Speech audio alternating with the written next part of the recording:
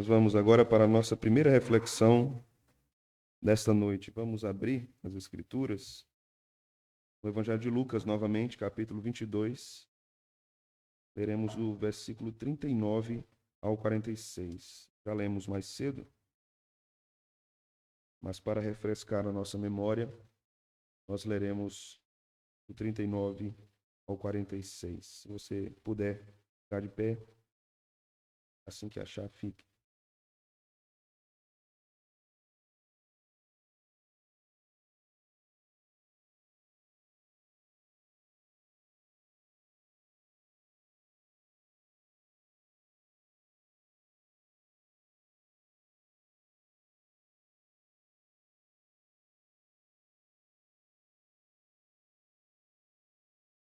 Diz a palavra do Senhor. E saindo, foi como de costume para o Monte das Oliveiras, e os discípulos o acompanharam. Chegando ao lugar escolhido, Jesus lhes disse: Orai para que não entreis em tentação. Ele, por sua vez, se afastou cerca de um tiro de pedra e de joelhos orava, dizendo: Pai, se queres, passa de mim este cálice, contudo não se faça a minha vontade, e sim a tua. Então lhe apareceu um anjo do céu e o confortava. E, estando em agonia, orava mais intensamente. E aconteceu que o seu suor se tornou como gotas de sangue caindo sobre a terra. Levantando-se da oração, foi ter com os discípulos e os achou dormindo de tristeza. E disse-lhes: Por que estáis dormindo? Levantai-vos e orai, para que não entreis em tentação. Amém. Vamos orar? Obrigado por tua palavra, Senhor, que é tão bela, majestosa e santa, tão sábia, tão instrutiva. Que o Senhor fale conosco também nesta noite por meio dos sermões que serão ministrados, por meio dos textos lidos. Que o Senhor nos visite com a sua presença. Nós possamos ter uma experiência genuína com o teu Espírito Santo nesta noite. Não buscamos o extraordinário, Senhor, mas o que precisamos é de tua presença conosco todos os dias. Sabemos que nem todas as vezes sentiremos o Senhor, mas sabemos que o Senhor está conosco porque assim nos prometeu. Mas confessamos, Senhor, reconhecemos que é tão bom sentirmos a tua presença. É tão maravilhoso, é tão confortador. Tua palavra nos diz aqui que quando o Senhor estava em angústia profunda, um anjo do Senhor o confortava. Que privilégio temos nós, porque ao Senhor um anjo confortou, mas a nós tu mesmo nos confortas. Isso é tão maravilhoso, Senhor. Saber que tu estás perto, tu estás conosco. Fala conosco nessa noite, por meio de tua palavra, Senhor. É o que nós te oramos no teu nome. Amém. Podem sentar, meus irmãos. Irmãos, eu queria começar fazendo algumas colocações que julgo serem importantes a respeito desse período do ano que vivemos, e chamamos de Páscoa, né? A palavra Páscoa nós sabemos que significa passagem. Aquilo está relacionado nas Escrituras à saída do povo de Deus do Egito e a sua libertação daquela opressão para a sua peregrinação no deserto até a chegada na terra prometida. Nós não comemoramos a Páscoa como judeus. Nossa Páscoa não é a Páscoa judaica. O sentido da Páscoa para os judeus era um, o sentido da Páscoa para nós é outro. Na verdade, nós precisamos considerar algumas coisas, inclusive no nosso linguajar evangélico, né? Por exemplo, todos os domingos, Páscoa, costumamos chamar de domingo da ressurreição. Mas todos os domingos são o domingo da ressurreição. Esse é o motivo de nós adorarmos a Deus no dia do Senhor, no domingo. Então, todo domingo para nós é dia de culto da ressurreição. não apenas uma vez no ano. A Escritura vai nos dizer que assim como o batismo substitui a circuncisão, a ceia do Senhor substitui a Páscoa. Então, todas as vezes que a igreja se reúne em torno da mesa do Senhor, ali é comemoração da nossa Páscoa. Paulo vai dizer que Cristo é nosso Cordeiro Pascal, ou nossa Páscoa. Então, podemos considerar também algumas coisas. E para nós não existe coelhinho de Páscoa. Né? Para nós não existe ovo de chocolate. Nada contra o chocolate. Contra o ovo eu tenho. Né? Contra o chocolate não tenho nada. Nós não comemoramos a Páscoa como os católicos comemoram. Porque para os católicos, a mesa da missa no centro do templo significa que em todas as missas Jesus está sendo morto de novo e sacrificado de novo. E literalmente a hóstia se transforma no seu corpo e o vinho no seu sangue. Então, todas as semanas que a missa é celebrada, Jesus de novo é morto no altar. Por isso que os católicos chamam altar e os protestantes não chamam altar. Nós não temos altar. Nós temos plataforma, nós temos púlpito, mas o altar foi a cruz. Ali foi o altar onde o cordeiro foi morto. Não existe outro altar. Né? Usamos a expressão metafórica que as nossas vidas precisam estar no altar de Deus. E não tem nenhum problema nisso. Porque as nossas orações estão postas no altar do Senhor. Essa linguagem significa que elas estão consagradas a Deus como oferta. Mas Jesus não pode ir de novo para o altar. Porque ele já foi na cruz. Então, nossa comemoração da Páscoa não tem a ver com os judeus, hoje, também não tem a ver com o catolicismo romano. Então, por que nós comemoramos a Páscoa? Por um motivo muito simples, porque é uma oportunidade ímpar para, em um período do ano, nós testemunharmos mais uma vez a morte de Jesus e a sua ressurreição àqueles que não creem. E também para que nós nos lembremos, nesse período, de tudo que o Senhor fez e como isso nos alcança. Então, vale a pena repensarmos essa parte da história da redenção ano após ano, para que isso, a cada ano, nos traga mais ensinos e mais sabedoria bíblica para o nosso crescimento e para o nosso avanço espiritual. Agora nós vamos meditar um pouco sobre o Getsêmani. Daqui a pouco nós vamos meditar com o pastor Pedro sobre a morte de Cristo. Amanhã, sexta-feira, seria basicamente o dia em que o Senhor morreu. Sábado é conhecido como o sábado do silêncio. Ele estava na sepultura. E o domingo, o raiar do dia, e o grande dia da ressurreição. O dia que a vida venceu a morte para sempre. E é o que nós vamos fazer no próximo domingo.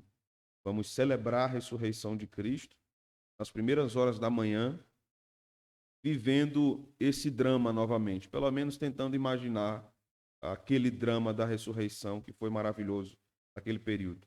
Então, nesse texto que nós temos diante de nós, o Getsêmani, Jesus no Getsêmani, que é um texto muito conhecido de todos nós, certamente você se lembra imediatamente de alguma música que você já ouviu com esta passagem, né?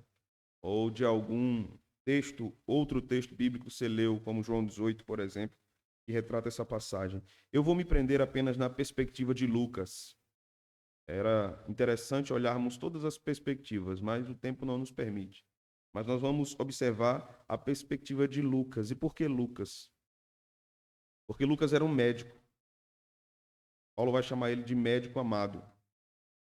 E há algumas observações que Lucas faz, tanto no seu evangelho como em Atos, que são muito interessantes por causa do olhar que ele tem. Se você observar o evangelho de Lucas, você vai ver que mais do que qualquer outro, ele pensou em mulheres, em pobres, em viúvos, em doentes. Né? Lucas tinha esse interesse pelas pessoas, essa inclinação muito humanitária, podemos dizer assim, por conta do seu ofício de médico. Né? E aqui ele descreve o sofrimento do Senhor no Getsêmani. Antes de entrarmos aqui, nós precisamos dizer que o sofrimento de Cristo, ou a humilhação de Cristo, chega vai chegando aqui ao ponto mais alto. Mas a humilhação de Cristo começa quando? Quando ele nasce. Ali começa a humilhação de Cristo. A humilhação de Cristo não começa no Getsêmani, nem começa na cruz, nem quando ele está sepultado. Quando ele encarna, o Verbo se fez carne e habitou entre nós. Então ali começa o processo de humilhação do Redentor. Ele experimentou de certas limitações humanas, manifestou atributos divinos em momentos específicos. Aqueles atributos estavam ali. Nós devemos ter cuidado quando nós pensamos sobre o esvaziamento de Cristo. Não podemos deduzir ou afirmar que ele deixou de ser Deus quando ele se esvaziou. Essa não é uma verdade bíblica, né? Mas ele humilhou-se. Essa é a ideia do esvaziamento. Ele humilhou-se. O Senhor de toda a glória, Criador de todos os homens, humilhou-se. Foi obediente até a morte e morte de cruz. Então, isso está relacionado ao seu esvaziamento, ou akenoses, como nós chamamos. Então, quando nós chegamos a essa parte, não deixemos de lado tudo que Jesus veio passando naqueles 3 anos e poucos com os seus discípulos. Aqueles pedidos absurdos, e no teu reino deixa eu ficar de um lado, meu irmão ficar do outro. Aqueles pedidos absurdos que ele ouvia dos seus discípulos, aquelas afirmações terríveis. Vamos orar para que Deus mande fogo do céu e mate todo mundo aqui. Não é? Eles não viram em nenhum momento Jesus fazendo isso. Não é? Ou Jesus olhando para alguém e dizendo assim, morra agora, eu estou mandando. Pelo contrário, eles viram Jesus ressuscitando mortos. Eles viram Jesus restaurando vidas. Eles viram Jesus fazendo milagres assombrosos diante dos seus olhos. Então, os pedidos daqueles discípulos, eles eram uma mistura de imaturidade com pecaminosidade e também desejo de agradar ao Senhor e também um pouco de amostramento, como diz o nordestino. Né? Mas aqui, Lucas vai relatar um período muito íntimo do sofrimento do Senhor. A primeira coisa que nós aprendemos com esse texto é que esse tipo de sofrimento, claro que nada que nós venhamos a passar, nem o que Jó passou, se assemelha ao que Cristo passou. Nada chega perto disso. Absolutamente nada. Embora Jó fosse um homem justo, ele era um pecador. Jesus era um homem justo e não era pecador. Ele tinha natureza humana, mas não tinha natureza pecaminosa com ele. Então, os sofrimentos de Cristo são incomparáveis com o sofrimento de qualquer outro ser humano. Mas esse sofrimento de Cristo nos aponta também para muitas coisas relacionadas à nossa vida. Aqui, algo muito íntimo, que mesmo que os discípulos tivessem sido levados com ele até o Monte das Oliveiras, ele se afasta um tiro de pedra para ficar sozinho. Nos ensina, irmãos, que a comunhão da igreja é muito preciosa nos tempos de sofrimento. E que o Senhor desejou isso. É maravilhoso. O Senhor desejou estar com seus irmãos no período de maior sofrimento da sua caminhada na terra, até a cruz. Mas ele sabia que ele seria abandonado. Ele disse em um momento, o pastor será ferido e as ovelhas se dispersarão. Vocês me deixarão sozinho. Mas aqui, mesmo sabendo que seria abandonado, mesmo sabendo que esses que estavam com ele aqui, e aqui nós vamos destacar Pedro, o negaria, Jesus o chama para o Monte das Oliveiras. Venham comigo, nós precisamos orar.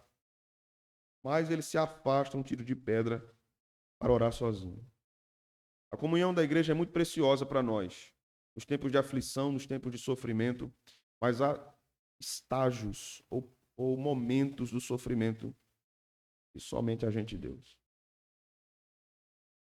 Ninguém vai estar perto. Nem poderá estar. É só o crente e Deus. Não é, Major? É só o crente e Deus. Mais ninguém. Ninguém pode fazer nada. Só o Senhor. E é a Ele que nós devemos nos dirigir apenas. O texto vai começar dizendo, e saindo foi como de costume para o Monte das Oliveiras. O que é que nós aprendemos aqui?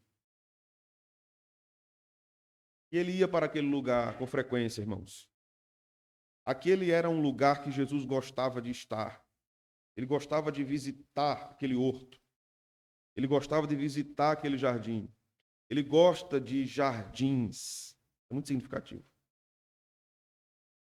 O Senhor gosta muito de jardins. A princípio, ele criou um jardim para que o homem desfrutasse de total comunhão com ele, total alegria, e para o homem não faltava absolutamente nada. Deus apenas disse: cuide e guarde. E eu caminharei com você toda a vida aqui. Não coma da árvore do conhecimento do bem e do mal. A gente sabe a história. Os primeiros pais optaram afastar-se de Deus e afastar-se dessa habitação maravilhosa que era o jardim que Deus plantou no Éden. Ali o primeiro Adão se afastou de Deus. Ali o primeiro Adão se tornou inimigo de Deus. Ali o primeiro Adão escondeu-se de Deus, criou para si vestes, para justificar-se diante do seu Criador. Aqui o que temos nesse momento é algo muito significativo e não casual. Deus projetou tudo isso. Esse jardim está posto na história de forma muito significativa, porque o segundo Adão agora estava mais uma vez no jardim, lutando contra a tentação. Lutando contra o terror de sua carne. Lutando contra o que viria sobre ele. E aqui nós não estamos falando de um terror que possa ter se instalado na mente de Cristo por causa da morte, ou por causa dos romanos que viriam, ou um desgosto grandioso, porque Judas, um dos 12, o traiu e o vendeu por 30 moedas. Nós não estamos falando de uma angústia relacionada a isso, irmão. Não era isso. Era a ira do seu pai contra ele. Toda contra ele. É sobre este cálice que ele está orando. O Senhor nos mostra algumas coisas aqui. Ele tinha o costume de ir para esse jardim para falar com o seu pai. Deus visitava Adão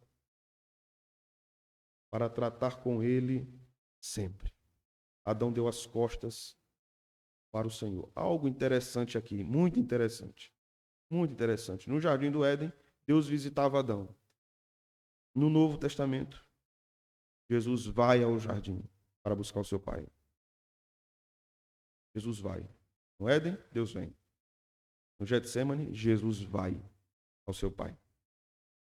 Outra coisa que nós podemos destacar aqui é o acompanhamento dos seus discípulos.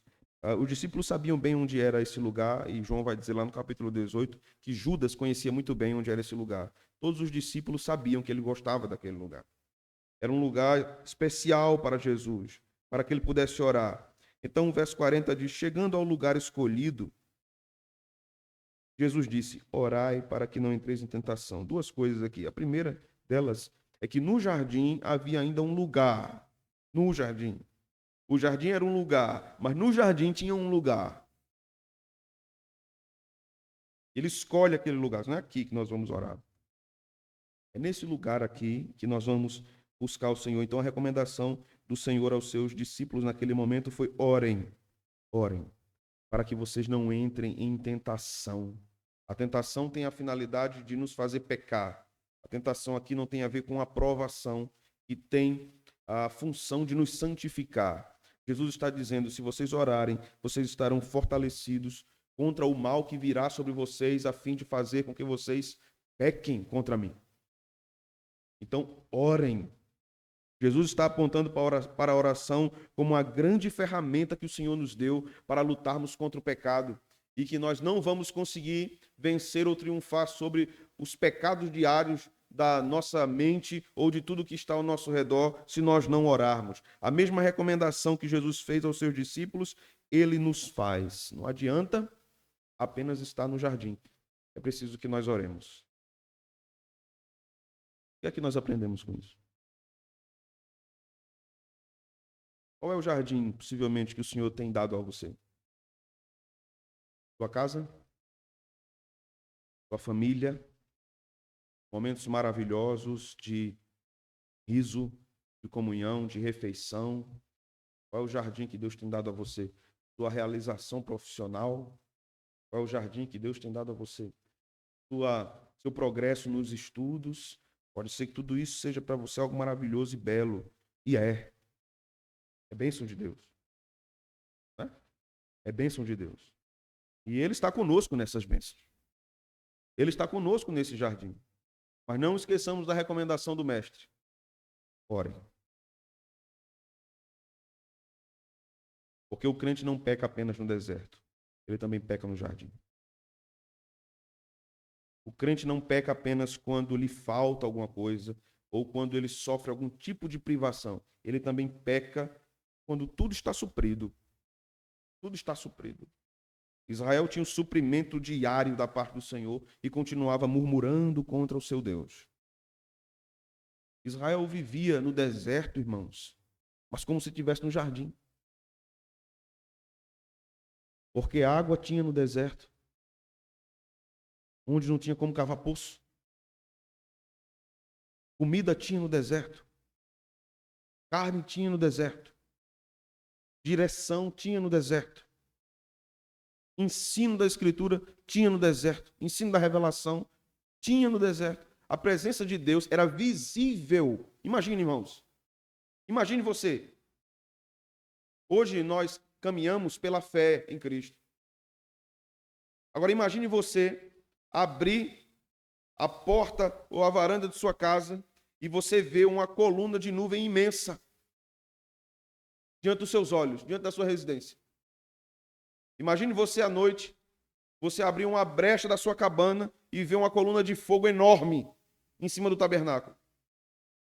Deus estava se mostrando real e físico nesses aspectos durante 40 anos no deserto. Aquele deserto era cheio de bênçãos para o povo de Israel. Mas o que é mais difícil? O que será mais difícil? Sermos provados no deserto ou sermos provados no jardim? O que vocês acham?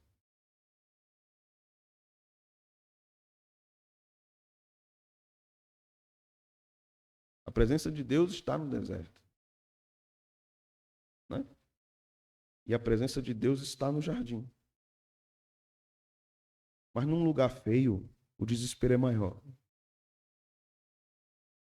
Quando eu não tenho o que ver, já foi para um lugar que você não tinha o que ver naquele lugar? Não. Já foi?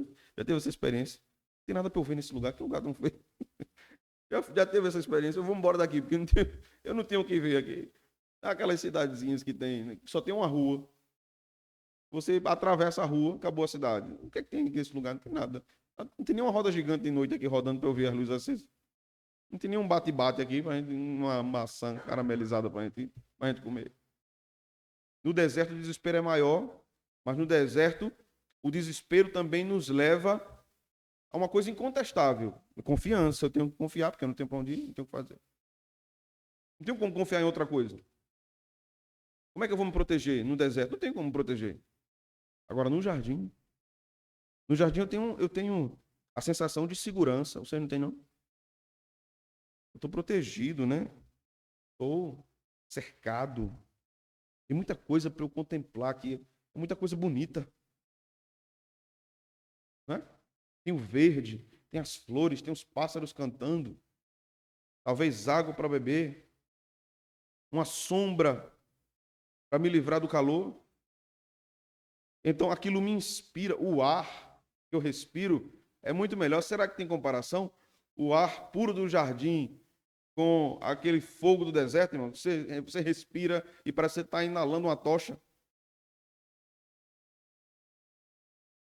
O jardim pode ser o lugar de muita bênção de Deus, mas o lugar onde nos sobrevirão também grandes tentações. Aí você pensa, né? A gente pensa assim, mas se o Senhor estiver lá, ok, o Senhor estava aqui com eles. O Senhor estava com eles. E o Senhor disse, cuidado, orem para que não entrem em tentação. O verso 41 diz, ele por sua vez se afastou cerca de um tiro de pedra e de joelhos orava. Observe algumas coisas. Como era seu costume, versículo 39, né? Ele tinha um lugar escolhido e ele dobrava os seus joelhos para orar.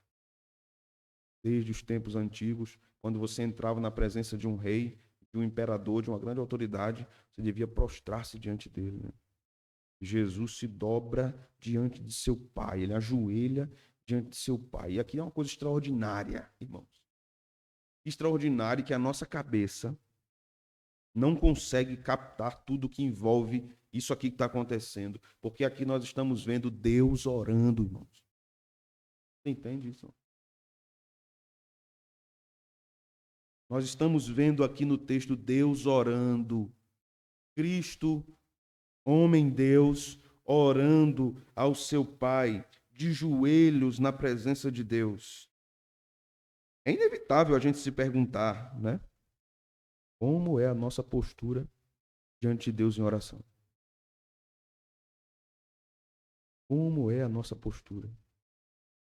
Jesus buscava o seu Pai em oração e a gente consegue passar uma semana inteira sem passar meia hora em oração com o Senhor. A gente faz aquelas orações apressadas, né? Senhor abençoe em nome de Jesus, amém. Senhor, obrigado por esse dia. Você já acaba a oração bocejando e dormindo. A gente levanta e nem lembra de orar. A gente come e nem lembra de orar. A gente desfruta das bênçãos de Deus durante um dia, de livramentos, de portas abertas. E a gente nem se lembra de orar. A nossa capacidade de nos afastarmos da oração é brutal. Sabe por quê, irmãos? Porque orar é uma guerra. Orar não é fácil. Orar é difícil. Muito difícil. Mas Deus tem suas formas de dobrar os nossos joelhos. E esse texto nos fala algo muito claro. Se necessário for, impor sobre nós algum tipo de aflição, para que nós tenhamos um lugar escolhido, dobremos os joelhos para buscar a sua presença. Bendita a aflição o Senhor nos dá. Bendita a aflição. Pode ser, meus irmãos, que a aflição que você tem achado que é uma obra de Satanás, seja uma obra do seu Pai Celeste, para dobrar os seus joelhos diante da sua presença.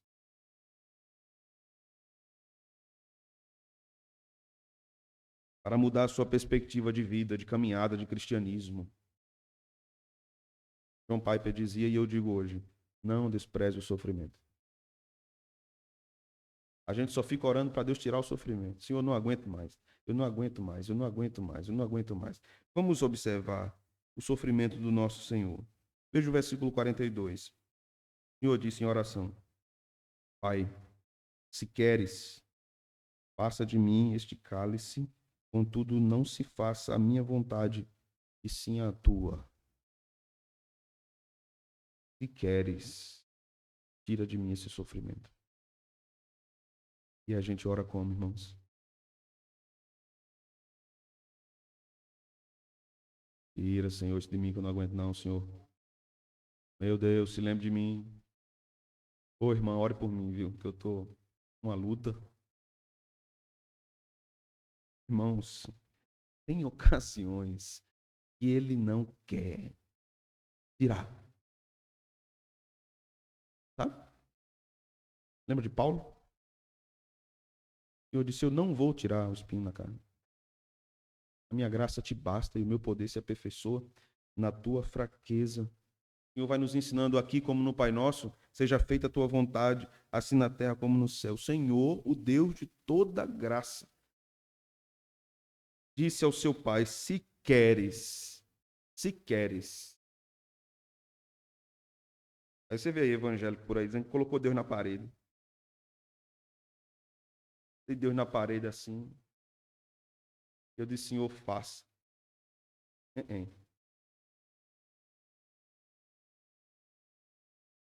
Ainda bem que Deus desconsidera as nossas loucuras. Né? Deus sabe que os efeitos da queda no nosso juízo são terríveis. Oh, meu filho louco, eu te perdoo. Né? Minha filha, bichinha. O povo lá em Santa Cruz chamava de badeada. Badeada é uma mulher. O pastor irmã fulano é badeada. O que é isso? Badeada. É um juízo perturbado.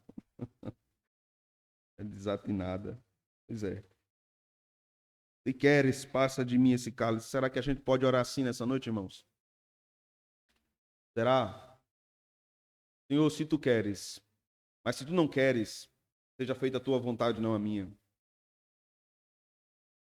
Senhor, se tu queres tirar de mim essa enfermidade, tu queres tirar de mim essa aflição, tu queres tirar de mim essas perturbações na minha mente, essas inseguranças, essas preocupações.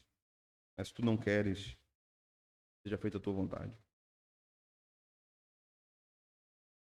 O tipo de falso evangelho triunfalista que nós experimentamos desde a década de 70, 80 no Brasil, né? Ele está impregnado na mentalidade evangélica de modo geral, inclusive das igrejas reformadas. Tem que estar tudo bem para que eu entenda que eu sou abençoado. Tem que estar tudo bem. Se não estiver bem, então eu não sou abençoado. Eu não sou. O dinheirinho tem que estar no bolsinho direitinho para eu entender que eu sou abençoado. E quando Jesus disse assim aos apóstolos, irmãos, a gente faz muita coisa ao contrário, viu? Jesus disse assim aos apóstolos, vão lá, façam o trabalho, preguem, não levem bolsa, nem alforje, nada, só a roupa do corpo. Preguem, eu vou prover todas as coisas. Na missão eu vou providenciar todas as coisas. Jesus vai nos ensinando muito com o seu próprio exemplo. O que é que Jesus tinha, irmãos? Andando pelo mundo, ou por Israel, né? Pregando o evangelho. Em algum momento você viu Jesus pedindo dinheiro a alguém? Coopere com a missão aqui do missionário. Passe aqui uma sacolinha. Não. Judas era o homem que ficava com a bolsa. As mulheres eram muito envolvidas ali naquele trabalho diaconal do sustento do Senhor. Mas você não vai ver em nenhum momento ele pedindo. Quando Pedro disse, e o imposto, Senhor? Né? Os discípulos disseram, e o imposto? Tem que pagar o imposto. Ele disse, vai lá, tem um peixe. Você paga o meu e o seu. Está lá na boca do peixe. Meus irmãos, aprendamos a confiar mais no nosso Pai Celeste.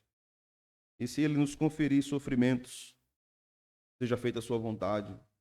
E aprendamos a nos contentar com a sua graça no meio das nossas dores. A caminhada cristã é agridoce. É agridoce. Diz o verso 43 que apareceu um anjo do céu que confortava o Senhor. E a gente orava mais cedo, né? Eu dizia isso. Veja que privilégio. Ele não manda um anjo, ele vem, irmãos, conosco. Ele vem nos visitar. O seu Espírito, ele disse que estaria conosco. E não apenas ao nosso lado, em nós. Em nós. Ele não precisa mandar um anjo para nos consolar. Porque ele, o anjo da aliança, o anjo de Yahvé, como diz o Antigo Testamento, ele é quem está conosco. O mensageiro da graça, o próprio está conosco.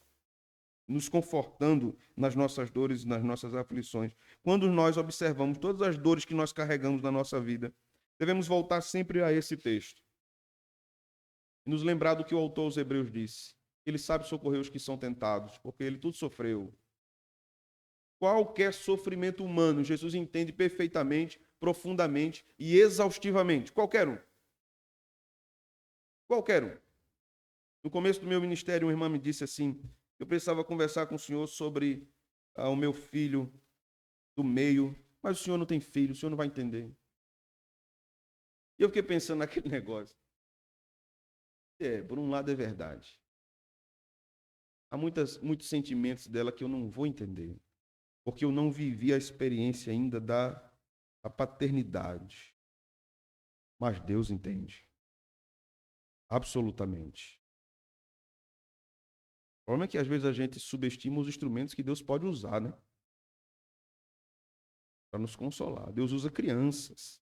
Deus pode usar um jovem, pode usar um velho, pode usar qualquer pessoa ou circunstância. Afinal, lembremos de que Deus abriu a boca de um De uma burra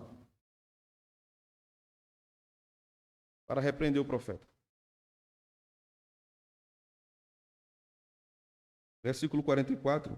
Estando ele em agonia, orava intensamente, mais intensamente, e aconteceu que o seu suor se tornou como gotas de sangue caindo sobre a terra.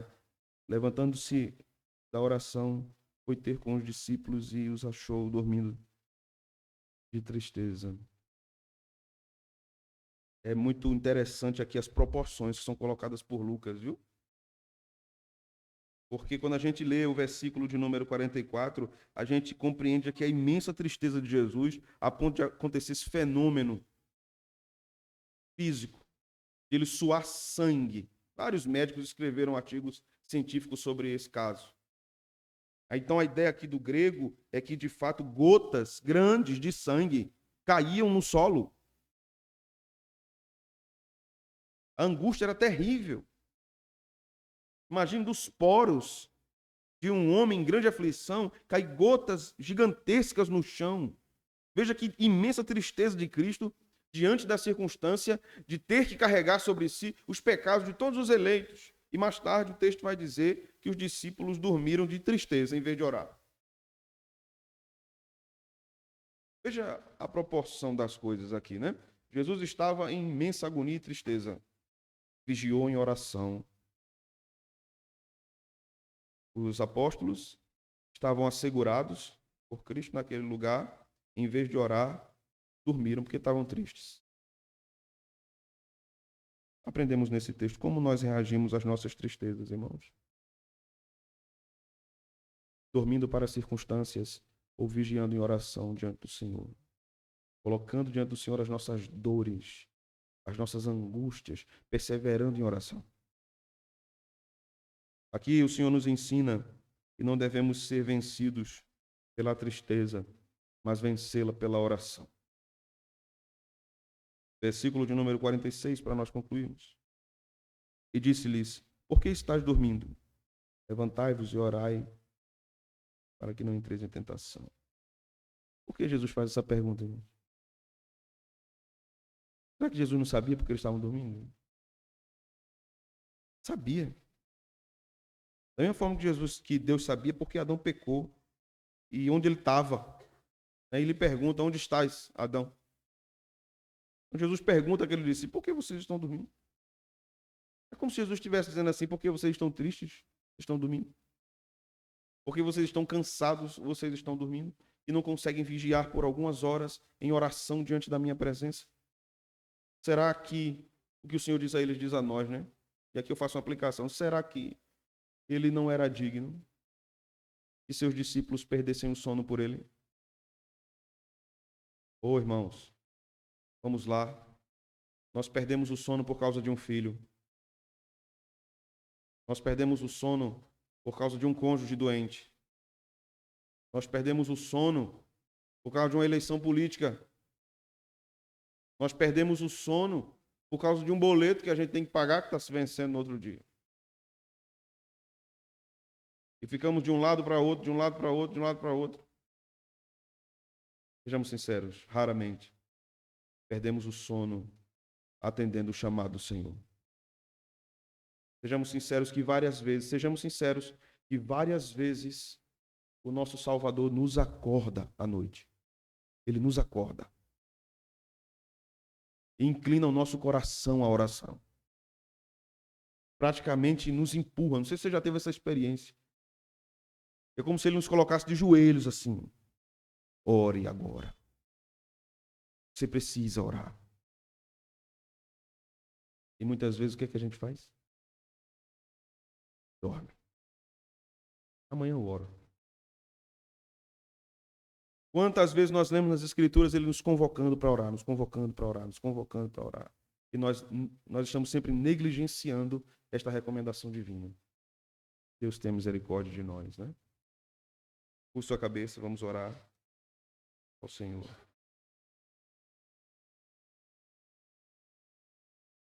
Ó Deus, te pedimos misericórdia. Grande foi a tua aflição, nosso Salvador. Nos ensine com isso. Que toda aquela aflição era para cumprir a vontade do Pai, para consumar a obra de salvação a nosso favor. E somos nós, Senhor, indignos de sermos alvo do teu amor, da tua misericórdia e da tua bondade. Obrigado por tudo que o Senhor tem feito por nós. Tudo. Nós te pedimos isso, em nome de Jesus. Amém. Nós vamos